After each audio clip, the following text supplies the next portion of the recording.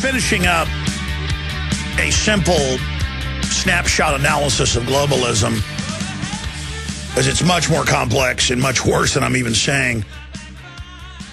The political traitors for several generations in this country have been bought and paid for by some of the most wealthy families and corporations in the world.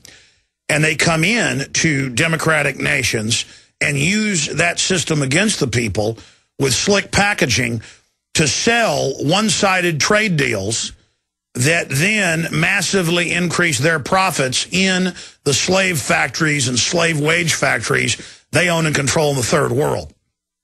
And now they're trying to squeeze out that last 20% of manufacturing we've got, even as the service industry implodes. And they're coming in with 20 to 50% carbon taxes. California's passed it.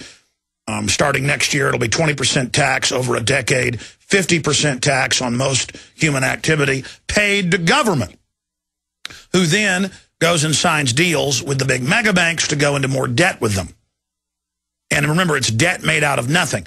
So this is a monopoly game. We are being economically conquered.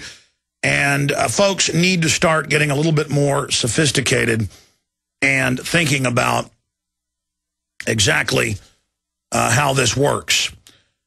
Because it's going to get a lot worse. I mean, when you see Bill O'Reilly up there saying we've got to pay the debts we owe, we've got to have a national value-added tax, we've got to have national sales taxes, we've got to pay our bills, we've got to cut spending and raise taxes. Ladies and gentlemen, this is an absolute historical fact. Every economist who has any brain knows this, that in every case from, more modern example, a decade ago, Ireland to the 1960s with John F. Kennedy. Kennedy in the highest tax bracket cut taxes by 50%, and in the other bracket, 35% cut in taxes. Federal income taxes went down to almost nothing. And you know what happened by the next year? A doubling in tax receipts. Oh, and the next year, another 50% increase. That's a 150% increase in 2 years. And you're like, wait, you cut taxes, more money comes in? Yes, it stimulates the economy. People start spending. They put that money back into hiring people, back into buying that boat, buying that house, buying that suit, buying that gold, buying that land, going on that vacation,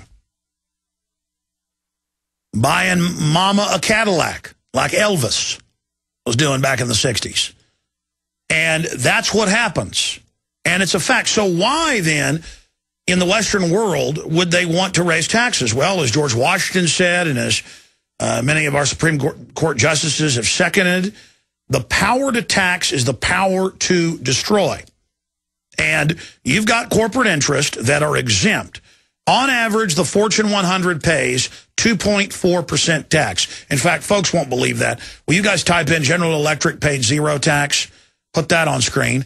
Then next, say Google paid 2.4. And one of them is London Guardian, CNN will show it to you.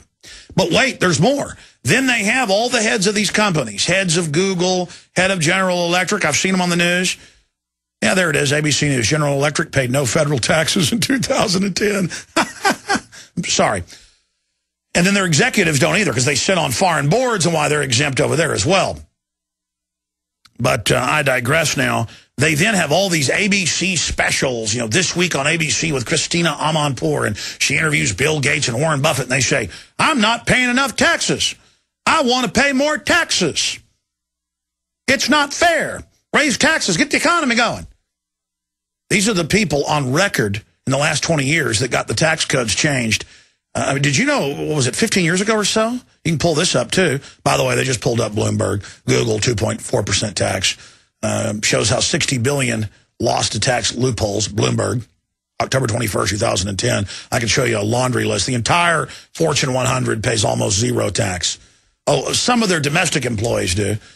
But they are exempt. See, if you're a domestic corporation, you have to pay it all. But they are international. They've written the laws.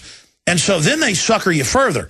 They come out with all these specials saying, we've given our money to charity. And you find out it's tax-free foundations. They actually make giant profits and keep it, but just create new subsidiaries. Their tax-free foundations pay zero tax domestically when they operate. Bill and Melinda Gates, Warren Buffett, all of them, Oprah, they're all part of the same club. They pay zero taxes, give a little money to the UN for population reduction and things, as they admit. And then their subsidiary corporations of Microsoft and the rest of it, they get the profit contracts, but the tax-free foundations do deals with multinational foreign corporations who then again are paying zero domestic tax. You see how that little scam works? I could keep going on here if you'd like me to, but wait, there's more. This is the very same crew that are constantly in Time magazine and The Economist magazine and Newsweek and Financial Times of London and New York Times lecturing us about how America has greedy, evil rich people, and how these greedy, evil rich people aren't paying high enough taxes. And then when you see the legislation that their tax-free foundations lobby for, it wants to take the highest federal income tax from 35 up above 40. But when you look at the loopholes and the way it's written, somebody in a 35 is actually paying about 44. So if it goes to a 40 or 45, it'll be more like a 50.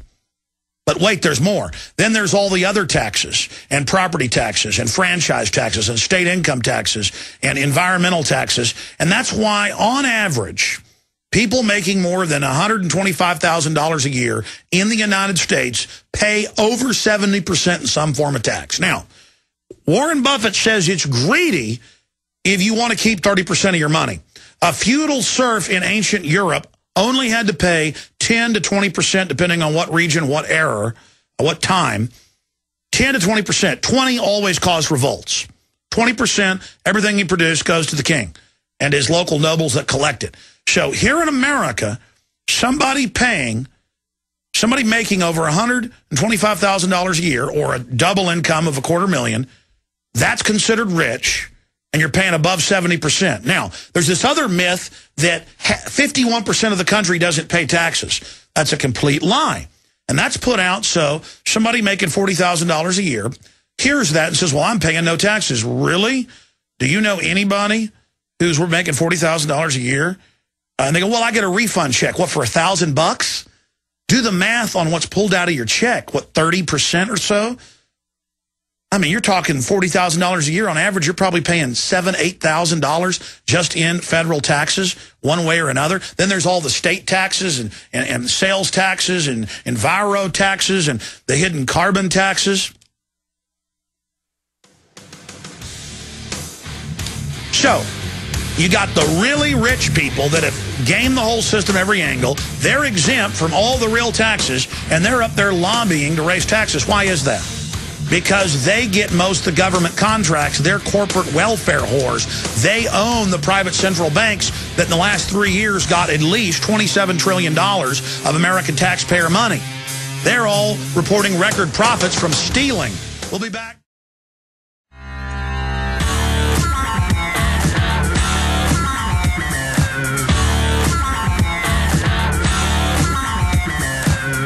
Look, it's a law of history, it's a law of human nature that if you put up with corruption, you are going to be overrun by tyranny. And somehow, in the last 50 years or so, common sense that you've got to keep government small, you've got to not trust big government, you've got to be informed, you've got to defend liberty, you've got to guard your rights jealously. Those are all quotes from Thomas Jefferson and George Washington mixed together. You know, crazy people who founded the country, and the reason it's been so great.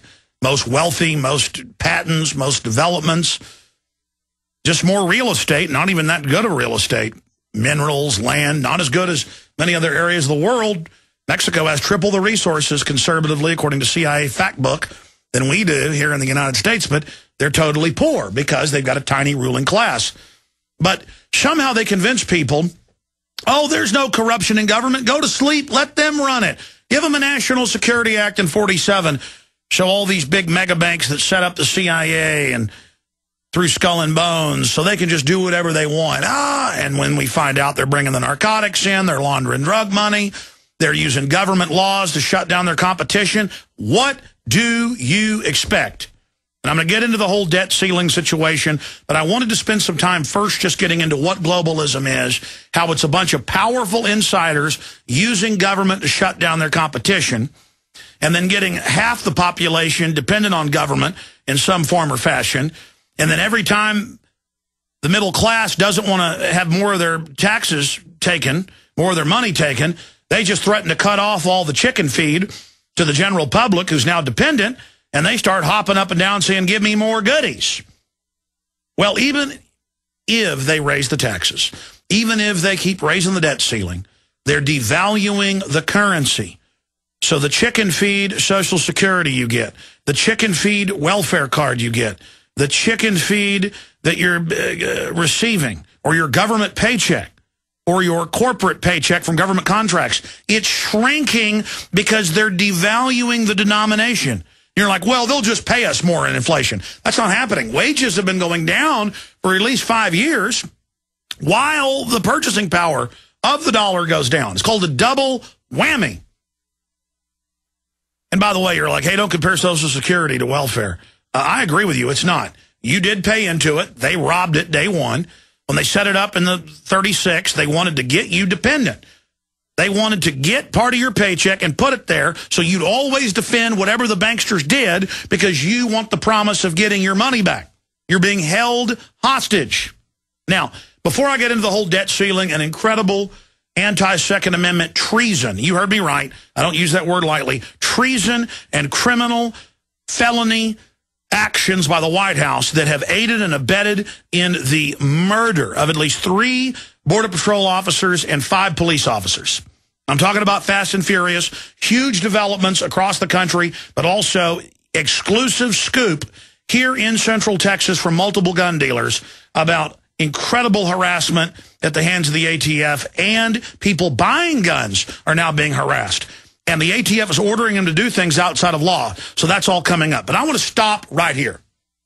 I want to stop right here and just give listeners in Germany, in Japan, in Russia, in Mexico, in Brazil, in Chile, we got listeners all over the world.